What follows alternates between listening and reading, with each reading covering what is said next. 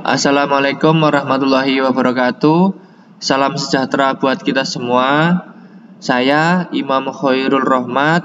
Pada kesempatan kali ini akan mempresentasikan artikel saya di dalam acara seminar NCIET atau National Conference of Industry, Engineering and Technology. Jadi pada kesempatan kali ini artikel yang akan saya presentasikan berjudul Perbandingan PWHT dan non-PWHT pada pengelasan material SA213 grade T91 dengan SA213 grade T22 terhadap struktur mikro dan kekerasan. Oke, dalam presentasi kali ini saya akan membagi menjadi 3 bagian. Yang pertama adalah background yang menjelaskan tentang latar belakang dari penelitian ini. Kemudian yang kedua adalah metodologi. Metodologi ini menjelaskan tentang alur dan proses atau tahapan-tahapan yang dilakukan dalam penelitian ini. Kemudian yang ketiga adalah hasil dan kesimpulan dari penelitian ini.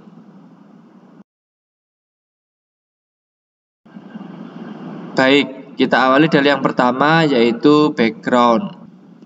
Oke, jadi latar belakang dari penelitian ini adalah sebenarnya berawal dari boiler, di mana salah satu komponen boiler itu bernama superheater. Nah, di dalam superheater itu ada sambungan material T91 dan T22. Nah, di dalam standar material T91 dan T22 itu adalah termasuk alloy steel, di mana di dalam material tersebut kandungan kromium, molybdenum dan vanadium itu cenderung tinggi gitu ya dibanding dengan material baja karbon pada umumnya. Nah, sehingga di dalam sambungan pengelasan di alloy steel itu memerlukan perlakuan khusus begitu. Nah, di dalam penelitian ini juga adanya proses wedging itu juga menyebabkan adanya perubahan mikrostruktur yang ada di dalam material yang akan dilakukan pengelasan. Nah, kenapa material yang akan dilakukan pengelasan itu dilakukan wedging? Bahwa di lapangan itu ditemukan adanya perbedaan diameter antara material T91 dan T22. Nah, dari perbedaan diameter dan ketebalan itu maka perlu salah satu itu dilakukan proses wedging, sehingga nanti di dalam melakukan pengelasan bisa dilakukan dengan sambungan dengan baik gitu. Nah, di dalam slide ini gambar yang bagian kanan bawah itu menunjukkan desain sambungan yang nanti akan dilakukan, di mana bagian kiri atau di material yang kiri itu adalah material yang T91 itu dilakukan proses wedging. Nah, kemudian yang T22 nanti itu tidak dilakukan proses wedging, dan nanti di T91 dan T22 ini akan dilakukan proses pengelasan. Nah, kemudian bahwa di dalam standar adanya material T22 dan T91 itu seperti yang dijelaskan tadi adalah merupakan alloy steel, sehingga di dalam alloy steel itu diperlukan di dalam standar ya diperlukan adanya proses PWHT. Nah, di dalam standar sudah ditentukan PWHT ini nanti menggunakan suhu berapa, kemudian holding time-nya berapa begitu. Nah, di dalam standar kita tinggal mengacu. Nah, nanti dalam penelitian ini itu akan dibandingkan material yang dilakukan PWHT dan material yang tidak dilakukan PWHT. Nanti kita lihat struktur mikronya seperti apa dan kekerasannya seperti apa. Yang jelas T91 dan T22 itu sama-sama mengharuskan adanya proses PWHT. Namun di dalam penelitian ini kita akan melihat seberapa jauh atau seberapa signifikan perbedaan ketika material itu dilakukan PWHT sesuai dengan permintaan standar dan material yang tidak dilakukan PWHT yang nanti akan kita komparasikan seberapa jauh perbedaan yang dihasilkan nanti ketika kita melakukan PWHT dan non PWHT pada material T91 dan T22. Nah, apalagi tadi yang T91 itu dilakukan proses wedging. Proses wedging tentu akan mengubah mikrostruktur dari material itu. Nah, nanti akan kita lihat bagaimana perbandingan atau perbedaan antara struktur mikro dan kekerasan dari non PWHT dan PWHT. Oke, lanjut yang berikutnya yaitu metodologi. Nah, untuk metodologi ini akan diceritakan mengenai alur penelitian. Jadi, seperti yang sudah digambarkan di latar belakang tadi bahwa ada proses wedging di dalam material T91, di mana itu dikarenakan material T91 ini memiliki diameter yang berbeda dengan T22, sehingga kita harus melakukan proses wedging. Nah, setelah dilakukan proses wedging, nanti akan dilakukan pengelasan, di mana pengelasan yang dilakukan itu adalah pengelasan dengan proses las GTAW. Kemudian filler yang digunakan itu adalah filler ER90S B3. Nah, di slide ini ada gambar sudah dilakukan pengelasan atau hasil pengelasan yang terjadi itu seperti yang ada pada gambar ini ya. Jadi ada T22 dan T91, kemudian dilakukan proses pengelasan.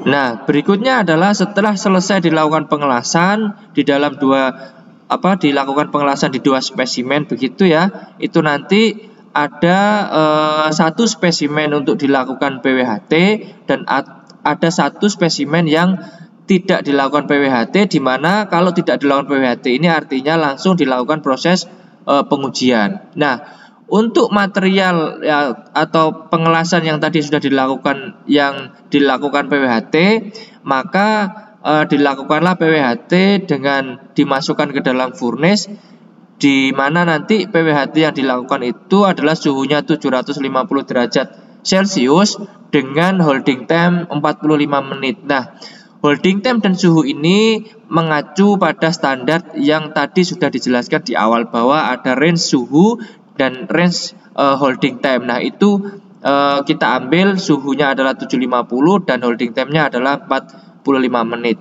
Nah, kemudian setelah satunya di PWHT, satunya tidak dilakukan PWHT, itu nanti dua-duanya akan dilakukan proses pengujian. Nah, pengujian yang dilakukan di dalam penelitian ini adalah yang pertama adalah uji kekerasan atau hardness, yang kedua adalah uji struktur mikro atau mengamati struktur mikro yang terjadi pada spesimen yang sudah dilakukan penelitian berupa PWHT dan non PWHT tersebut.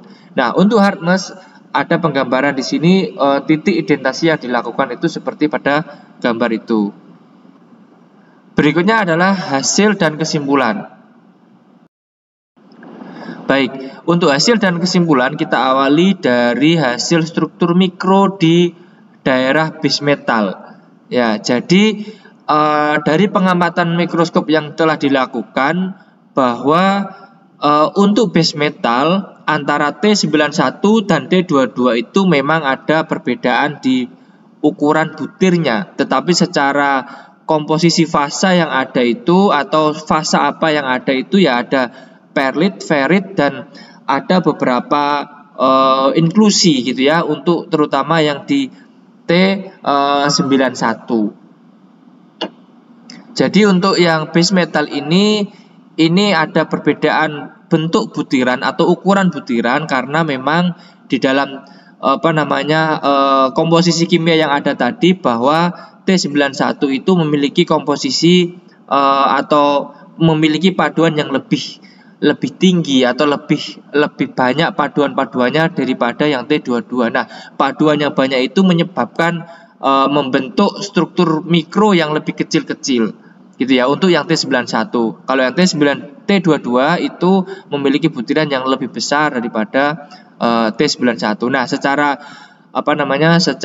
kekuatan, maka kalau dilakukan pengujian hardness T91 ini memiliki hardness yang lebih tinggi. Nah, berikutnya ini adalah struktur mikro pada daerah HZ. Yang atas itu adalah material T91, yang kiri non PWHT dan yang kanan adalah yang PWHT gitu ya. Nah, dari situ nampak bahwa setelah dilakukan PWHT dilakukan PWHT 750 derajat dan holding time 45 menit, terlihat bahwa ukuran butirnya itu mulai membesar begitu ya. Nah, kemudian untuk yang T22 juga sama. Jadi ada pembesaran butiran di dalam daerah HAZ. Nah, berikutnya adalah struktur mikro pada wet metal. Mungkin inilah yang menjadi poin penting pembahasan di dalam struktur mikro, karena di dalam wet metal itulah sebenarnya perubahan-perubahan yang signifikan atau hal-hal yang terjadi perubahan struktur mikro yang signifikan. Kalau kita lihat di dalam T91 yang non PWHT itu terlihat adanya fasa martensi di situ yang berbentuk jarum. Begitu juga dengan T22, artinya ini sebenarnya sama-sama di wet metal, cuma di dalam pengambilan titik pengamatannya itu ada di daerah dekat dengan T91 dan satunya adalah dekat di daerah di T22. Sebenarnya dari dua gambar ini itu sama, yaitu sama-sama memiliki fasa martensit begitu. Nah, kemudian kalau dilakukan PWHT itu yang gambar sebelah kanan, maka martensit yang ada tadi itu menghilang, atau bukan menghilang tapi berkurang, sehingga kekuatannya nanti dia lebih turun, atau secara hardness, secara kekerasan dia akan turun. Nah, memang di dalam sambungan superheater ini memang tidak boleh terlalu tinggi nilai kekerasan atau nilai kekuatannya. Hal itu disebabkan karena jikalau memiliki kekuatan hardness dan kekuatan tarik yang tinggi, maka material ini atau sambungan ini akan memiliki keuletan yang rendah. Nah, keuletan yang rendah itu tidak diperkenankan atau tidak disyaratkan, sehingga dengan adanya PWHT maka akan mengurangi kekerasan yang ada. Nah, hasil pengujian berikutnya adalah dari hardness Vickers ya, atau pengujian hardness di mana menggunakan metode hardness Vickers dengan titik identasi yang tergambarkan di situ ya. Kemudian hasilnya ya seperti yang dapat kita lihat di sini, bahwa weld metal memiliki kekerasan yang cukup tinggi begitu ya. Kekerasan di weld metal cukup tinggi apabila dia tidak dilakukan PWHT atau dia non PWHT. Nah, kemudian setelah dilakukan PWHT atau hardness yang sebelah kanan itu, tabel yang sebelah kanan itu, dia akan turun. Nah, seberapa gambaran atau seberapa turun atau seberapa bisa tergambarkan kita dengan adanya PWHT dan PWHT, kita lihat gambar di slide berikutnya. Nah, dari sini terlihat sangat jelas bahwa perbandingan antara sambungan yang dilakukan PWHT dan non PWHT itu sangatlah jauh gitu ya. Nah, kalau kita lihat material yang dilakukan proses PWHT, hardness-nya ditunjukkan dengan garis yang berwarna biru. Nah, garis yang berwarna biru itu adalah menunjukkan hasil hardness dari yang PWHT itu dia turun atau hampir sama-sama dengan atau hampir mirip-mirip nilai hardness-nya dengan material T91 begitu.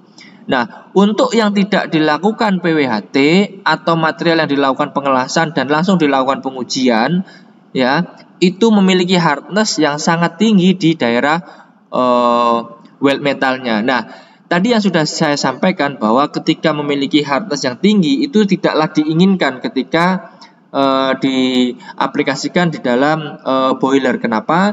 Karena kalau hardness-nya tinggi, otomatis nilai keuletan dan ketangguhannya itu dia rendah.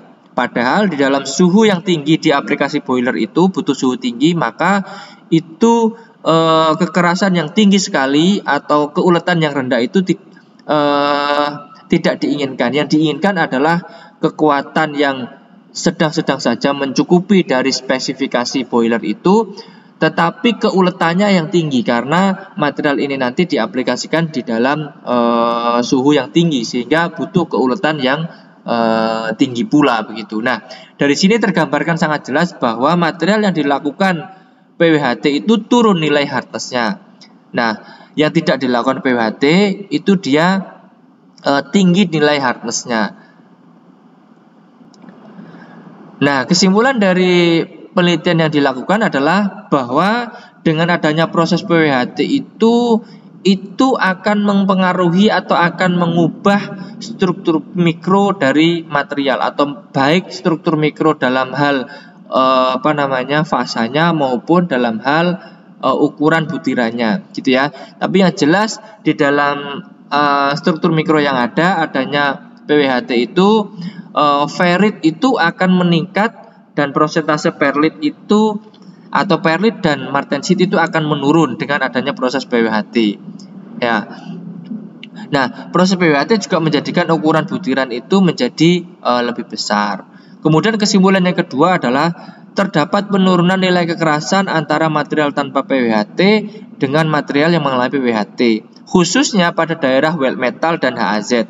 Ya, didapatkan nilai kekerasan tertinggi pada weld metal yang T91 tanpa PWHT itu adalah 376,7 hardness figures, dan nilai terendah pada weld metal pada spesimen yang dilakukan PWHT dan holding time 45 menit tadi itu turun menjadi 201,1 hardness figures. Artinya di dalam hardness yang tidak dilakukan PWHT itu sebesar 300-an, kemudian setelah dilakukan PWHT dia akan turun menjadi 200-an. Kira-kira seperti itu. Dari gambaran yang grafik sebelumnya tadi bahwa hardness figures yang besarannya 200 itu menyamai dengan hardness figures di daerah base metal pada T91. Baik, demikian tadi presentasi yang bisa saya sampaikan. Kurang lebihnya mohon maaf. Terima kasih. Wassalamualaikum warahmatullahi wabarakatuh.